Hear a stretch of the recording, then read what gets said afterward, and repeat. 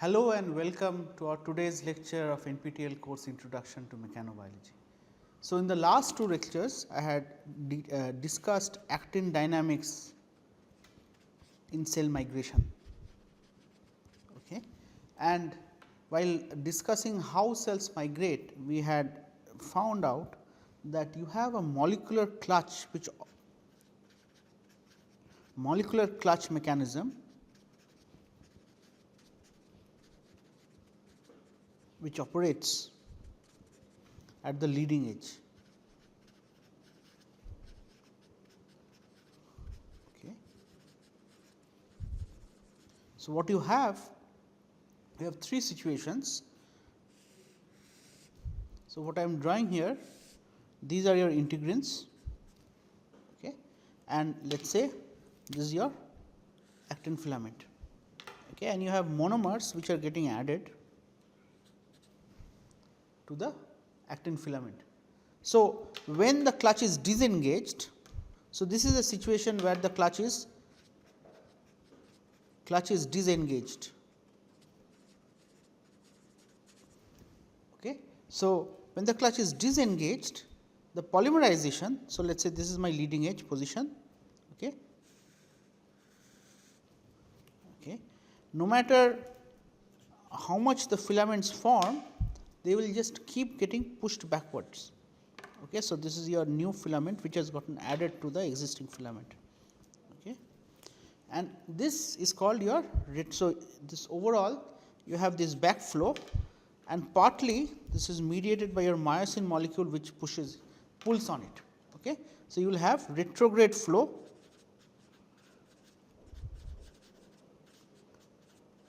but no forward movement.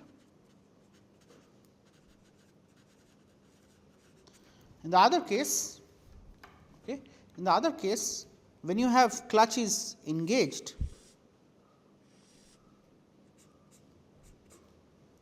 okay,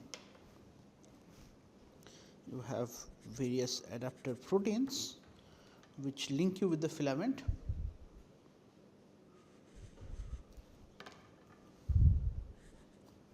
Okay. So, let us say this was the earlier position. In disengaged position, this was the leading edge position. So, when your clutch is engaged, so in this case your clutch is engaged. Okay. So, your retrograde, so even when myosin motors are pulling on it, so what you will have is tractions on the substrate, and plus you will have protrusion. Okay. So, this is the distance by which the cell moved forward. So, this is the principle of a molecular clutch. Okay. Now, so imagine a situation, okay, you have, so this is your cell membrane, okay, this is your ECM, you have your integrin molecules here, integrins here, okay, and then various other proteins, right.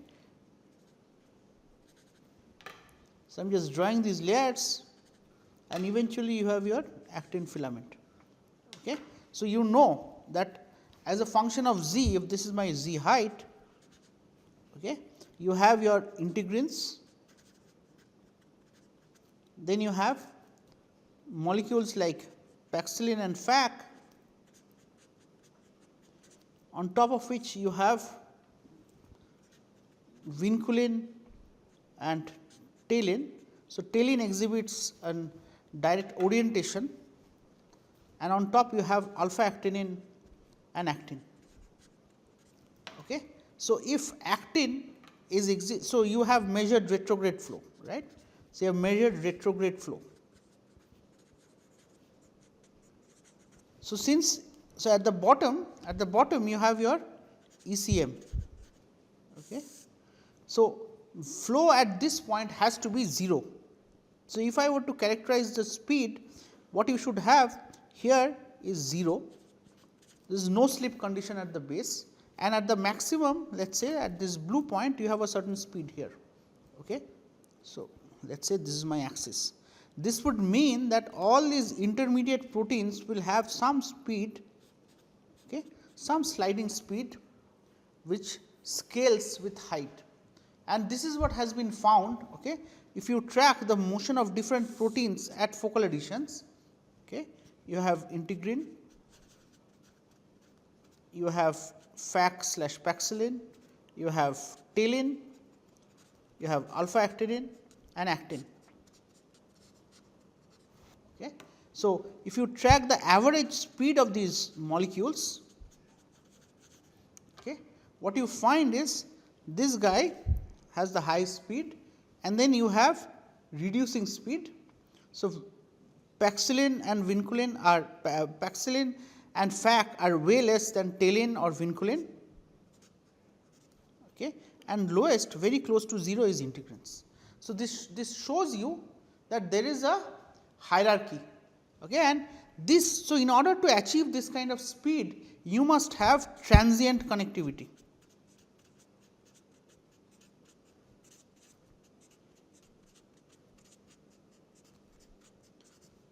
Okay. You have to have transient connectivity of focal adhesion proteins for this motion to be transmitted from the top to the base, where speed is 0 at the base, and as you go up you have different speeds. Okay. So, these two papers that we discussed would be our next reading assignments.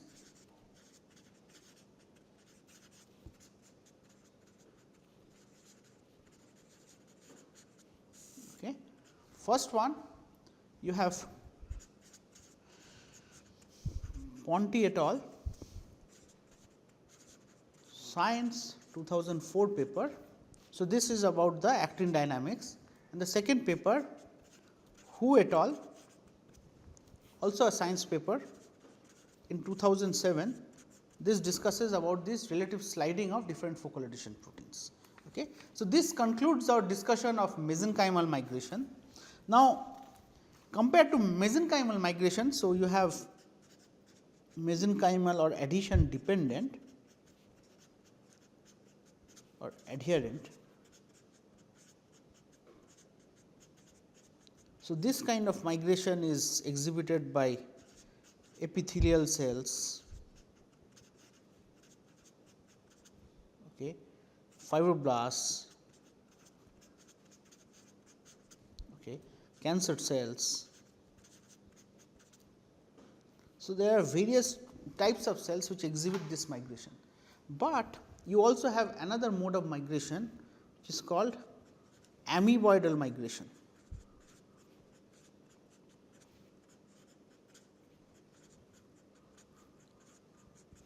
Okay. So, today we will start discussing amoeboidal migration. So, what is amoeboidal motility? So, if you look at dendritic cells,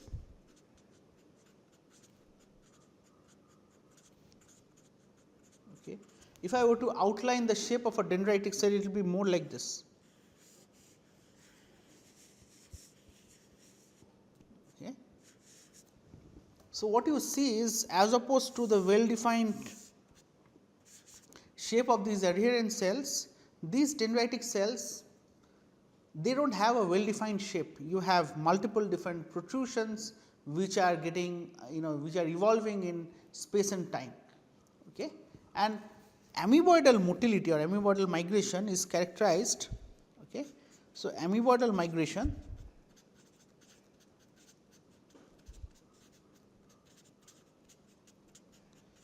is characterized by frequent changes in shape.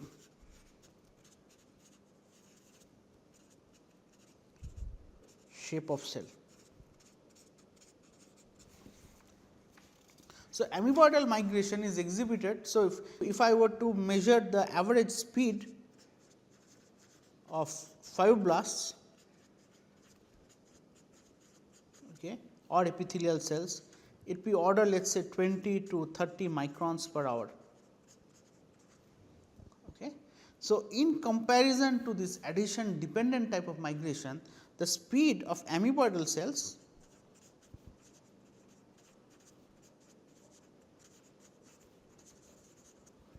can be 100 times faster Okay. So, the question that I want to ask is motility or is amoeboidal motility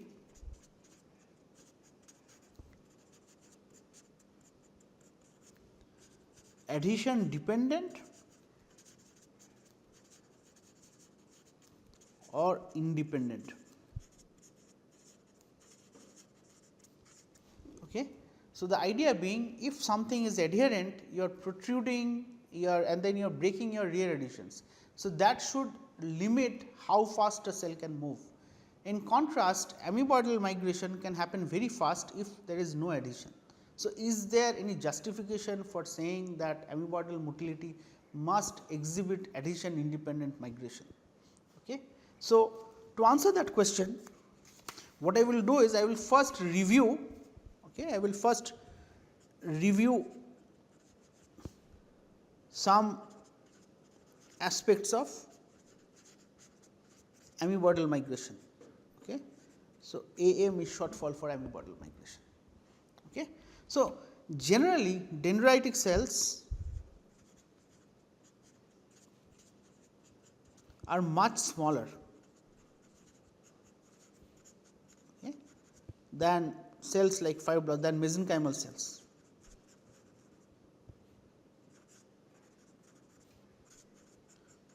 Okay. So, there are, in case of amoeboid cell motility, there are, even on a 2D plane you can have 3 different types of motility. Okay. So, let me draw again. Okay. You have these adhesions, okay, and you have the nucleus. What I will also draw, okay, these protrusions I can draw in blue. Okay. So, you have 3 things. Okay. Blue is protrusion, okay, actin dependent. Okay. A is adhesion. Okay. A is adhesion, and what I have depicted here in red, okay, is C or contractility. Okay. So, 2D protrusive, a 2D protrusive can be drawn in the following way. Okay. You have 3 different aspects of it: protrusion, adhesion and contraction. Okay. When all 3 are dominant, this is nothing but almost equivalent to mesenchymal migration.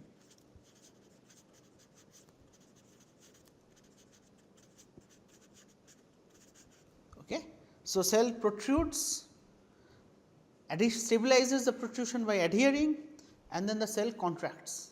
Okay. So, you have all 3 of these parts playing major roles, but you can have. So, remember that I made this statement, dendritic cells are much smaller than mesenchymal cells. Okay. So, what has been observed is these cells, okay,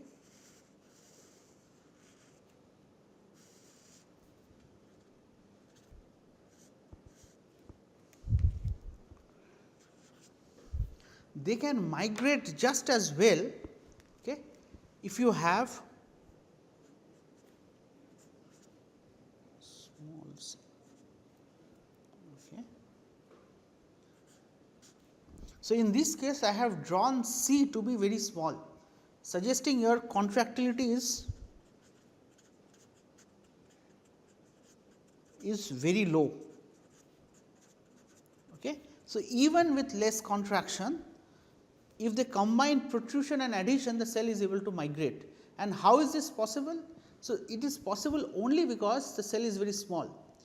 Imagine that you take a balloon, okay, a balloon, and you poke from inside the balloon, you poke with a pin. Okay. Then what you will have is the balloon will slowly take this kind of a shape.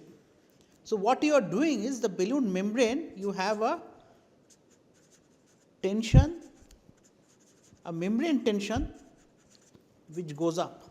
Okay. As a consequence, it is this tension. So, if you are adherent,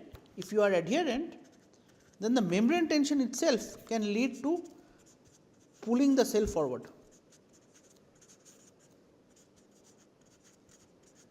Okay. So, this is an alternate mode where protrusion and adhesion are dominant and contractility is very low.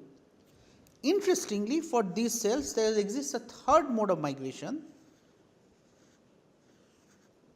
Okay. Nucleus.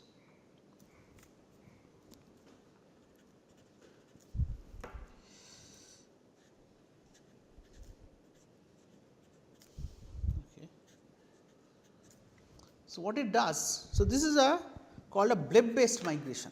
Okay. So, this is called bleb based migration,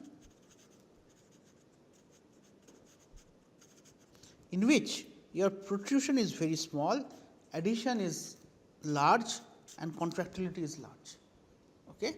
So, the cell actually, so it is like you are exerting these contractile forces from the back, which leads to flow of the cytoplasm, leading to rupture of the membrane and creation of a bleb. So, this is called a bleb. Okay. So, and you can keep on doing this repeatedly, that you have a contraction, the cell moves forward, adhesions are broken and so on and so forth. Okay. So, this kind of bleb based migration has also been observed in dictyostelium. Okay. So, you have these three cases.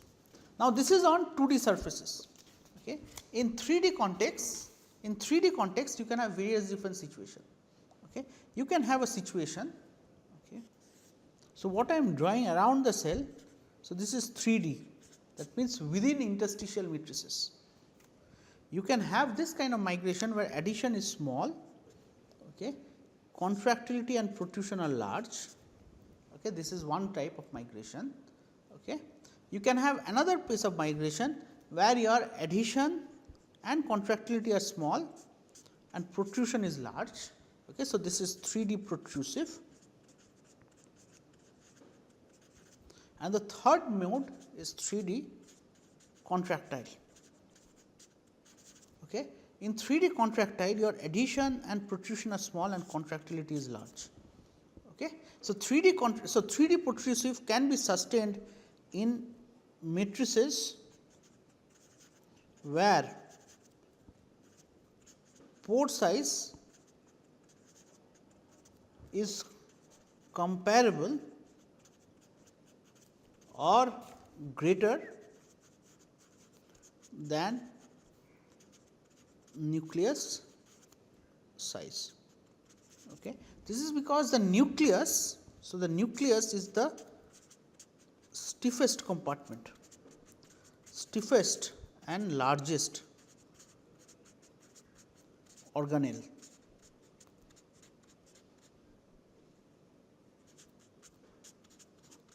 Okay.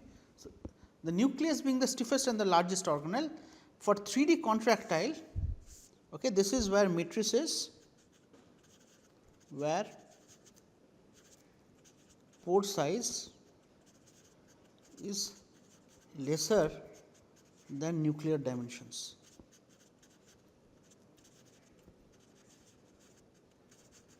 Okay. So, here you have protrusion playing a bigger role, here you have contractility playing a bigger role. Okay. So, in 3D contractile, so if I were to draw 3D protrusive,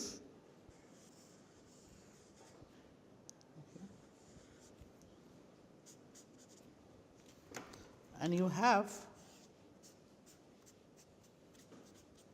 so the way I have drawn it, so this is 3D protrusive, and in 3D contractile,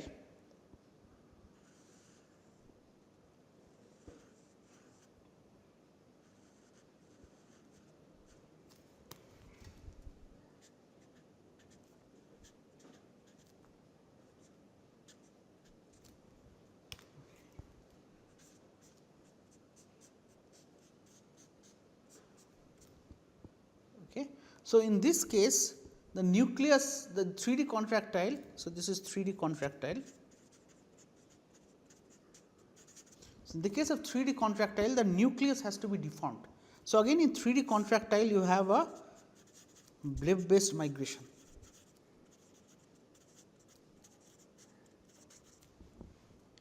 Okay. So, this is just a brief overview of all the different types of amoeboidal motility you might have. So, now we will initiate discussion about one particular paper. Okay. So, the name of the paper is Adaptive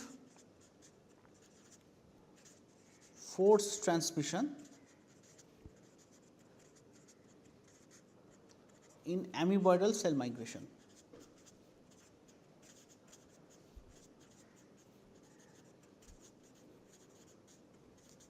Okay.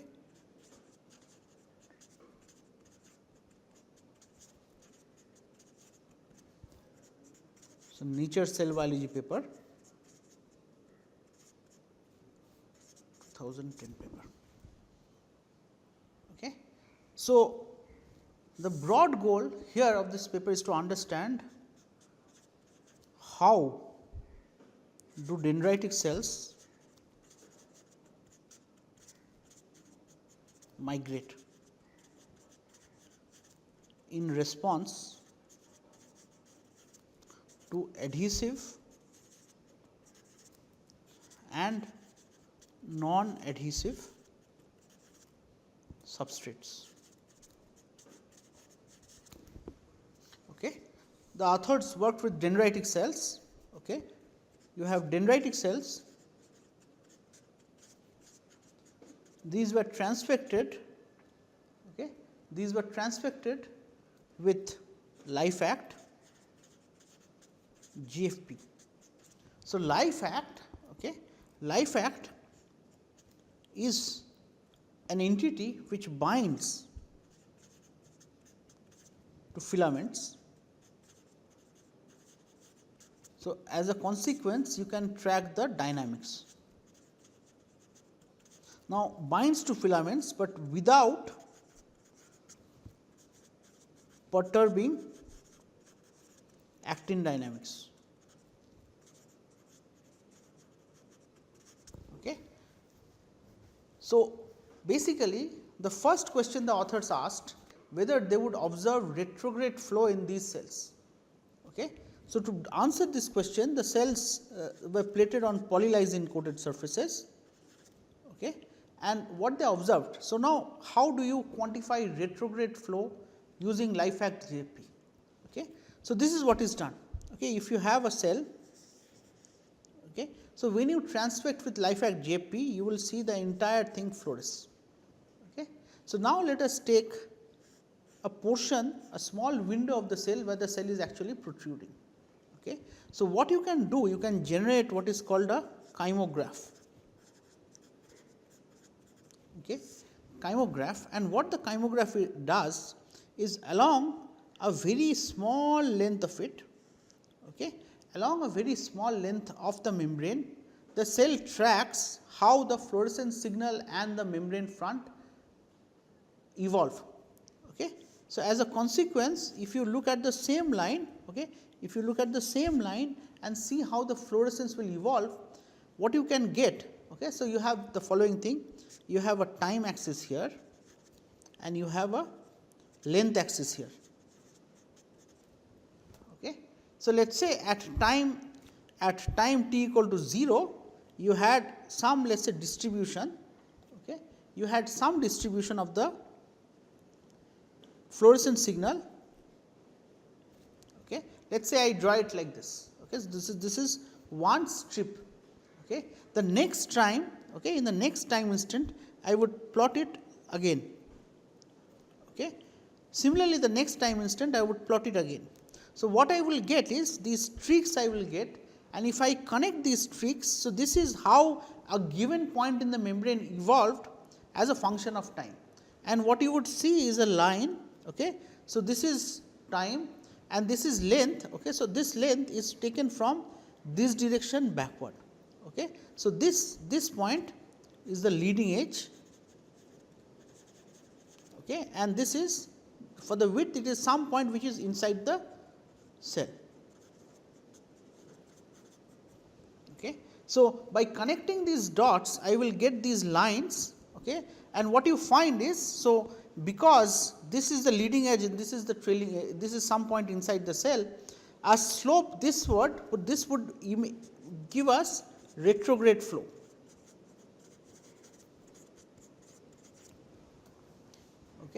So, you have a given retrograde flow. So, you can measure, you can do multiple measurements and you can get some value of retrograde flow. Okay. So, in terms of microns per minute or microns per hour.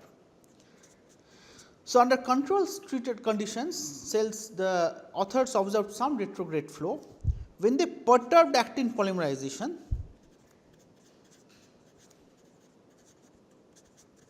okay, with this drug called latranculin. Okay. So, what latranculin does is it sequesters G actin. Okay. As a consequence, your polymerization is stopped, and what they found is, okay, in latranculin treated cells you have the same amount of retrograde flow. Okay. So, you have two conditions in which the retrograde flow does not change when you perturb the polymerization.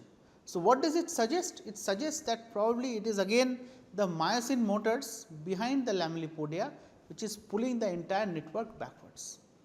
Okay. Now, if this was true, then if you do experiments with lat plus blebistatin, okay, blebistatin is the myosin inhibitor, what they observed was that in lat plus blebistatin this was completely eradicated, your retrograde flow is completely eradicated. So, this suggests that myosin contributes to retrograde flow.